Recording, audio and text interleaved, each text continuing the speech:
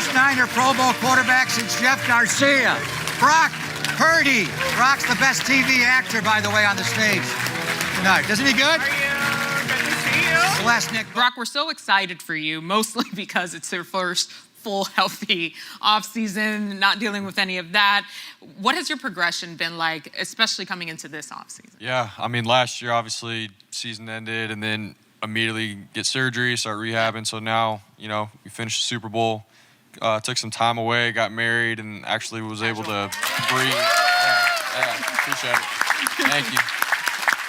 But, so yeah, it was nice to get away, breathe, and then after that, man, it's like, hungry for it. We got all the way to the end. We're right there, and weren't able to finish it. So for me, like I had that taste in my mouth, and then get back into the gym, start slowly working into it, and then here in OTAs, getting with Kyle and going over all the games that we played in, every play, and going over situational football and stuff, and taking that and actually going out in the field and running things and repping things and throwing to receivers. So last year I didn't have that. So now that I'm able to attack those kinds of things, I feel like I've gotten better. So. Awesome. So you got married this year, what was it, March the 9th, the day before? Yes, sir. Yeah. You had your surgery last year on March the 10th? Yeah, a year. Think about that. He got married last year. It was a surgery, incredible. So it all changed when he arrived from 0-9 to 8-0. Congratulations on everything you've done, Brock. And a couple of Thursdays ago, I was down in San Jose at the Dwight Clark Legacy event, and Dre Greenlaw got a great trophy this year. But at the end of it, they had a panel, and they had 4 quarterbacks up on the stage, and they had Steve Young, they had Jeff Garcia, they had Alex Smith. Alex drafted #1 overall. I think you went late in the draft, right, as far as I remember? Jeff wasn't drafted at all. Steve had to go to the USFL. But I loved watching you up there. It's kind of like you around the building where you're seeing everything, you observe everything, but you were listening. You were like a sponge. You were taking it all in. What did you learn that night, just listening to the stories of Steve Young? Jeff Garcia had some crazy stories, funny. And Alex Smith really opened up, Brock, and was really honest. Yeah, it was pretty sweet just to see the different eras of quarterbacks that night.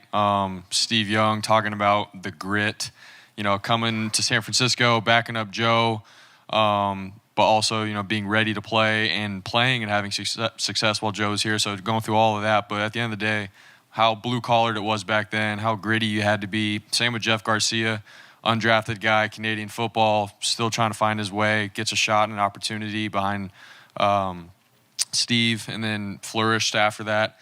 And then Alex Smith's story is pretty sweet just because, these other guys sort of had to fight and claw and get an opportunity. Alex was drafted first overall and didn't have anybody to learn from or build, have someone build him up.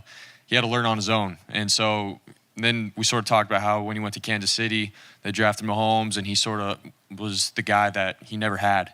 And so it was just an interesting point of view, just, seeing Steve, Jeff, even myself, guys that come in and we're trying to fight for that opportunity and be ready for it. But you also have Alex Smith, who was drafted first overall and was thrown into the Wolves and had to learn and didn't have anybody to, learn from. So just cool, different eras of quarterbacks for the Niners. And then to obviously learn from those guys, man, and their experiences. For myself, it doesn't get any better, man. I'm very, very thankful and blessed to be in this organization, learn from those kind of guys. I've had success throughout the years and the eras.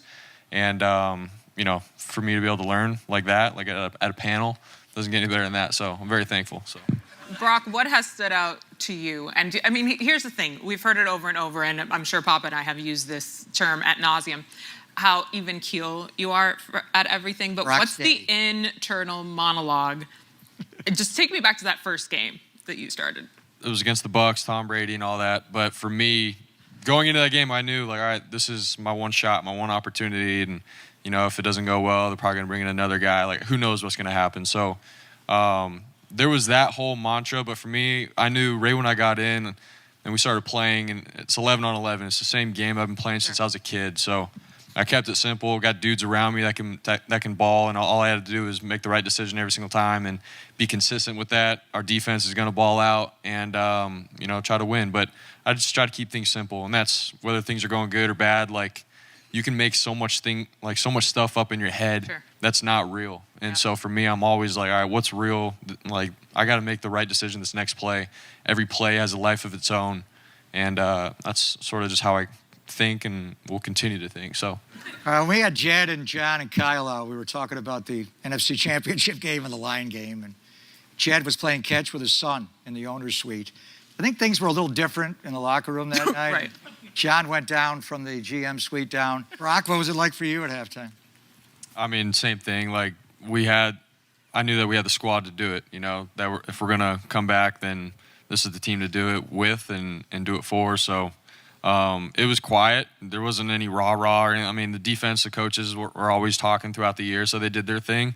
On offense, Kyle went over the plays that we're gonna come out with, and we all looked at each other and just like, all right, let's do it. You know, there was no freaking out or panicking. Like, we're professionals. We do this for a living, and we had belief and confidence in one another that we're going to get it rolling, and we did. So, you know, people forget the Dallas playoff game the year before. That was a 9-9 game late in the third quarter, and the two of you that was fun. Hooked up on one of the greatest plays when you rolled to your left and threw it back over the middle. How many times did you tip that ball? It went 9 yards down the field off the helmet, and what was that play like? We had an incomplete. It was 2nd and 10, and I had no business catching the ball on that play.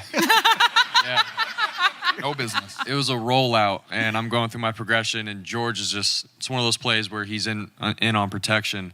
And, it just sort of broke down. I had the edge, and I'm like, all right, no one's here. And I look back, and there's George with his chipped tooth. Literally doing that. Running down the middle. I'm wide open. I was like, all right, dude, let's see if we can get it done. And we did. Yeah, it was awesome, man. Great catch. Thank you.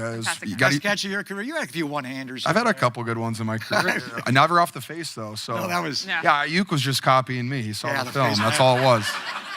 Kittle started it, didn't he? I want to finish by pouring into the room a little bit because we talked about the game day atmosphere here at Levi Stadium, but the Niners faithful travel, I think, better than most fan bases across the league. So can you each just tell us from your perspective, walking onto a different stadium and looking up into the stands and seeing so many of the fans and how that affects you? My rookie year, before I was playing, we were in Carolina, and that was the first time I was like, dude, we're East Coast, and we got all of the faithful showing up pregame, just like Nick said. We're out warming up, stretching, and you just see red everywhere. And then throughout the game, you look up and it's red all the way in Carolina. And so that's when I was like, all right, this is legit. And then we go down to Mexico, and I was like, this is crazy. God. Yeah. The Mexico City game was insane. It was supposed to be a home game for them, and it was all on us. It was sweet. It was just the whole thing. But seeing our fan base just across the country, obviously internationally, you name it, it's sick. So we're very thankful to be playing for you guys, and we'll continue to bring it for you. So thankful to have him. He's the only quarterback in the history of the NFL, his first 2 years as a starter, to take his team to the NFC Championship game both years. So let's go. We'll end on this. Oh, so close. Just give me a thought on 2024. Looking for one more. Give me your thoughts about the season. Yeah, I mean, everyone in our locker room, this organization knows what it takes, to go all the way and how hard it is. It's not easy, and I think, last year we got a glimpse of that in the playoff run. You got to win, you got to come back. It takes what it takes, and it's not easy. But like I said, we got the guys to do it. We're doing it right now, and hope you guys believe in us. We know that you do, so we'll be ready for it. Bring it on home, Nick. It's time to get it done. Drop it! Let's end it on that. That's a mic drop. That's it. That's the wrap. Nick Bosa, Thanks, guys. Brock Purdy, George Kittle. Thank you, brother. Thank you, man. Crushed it.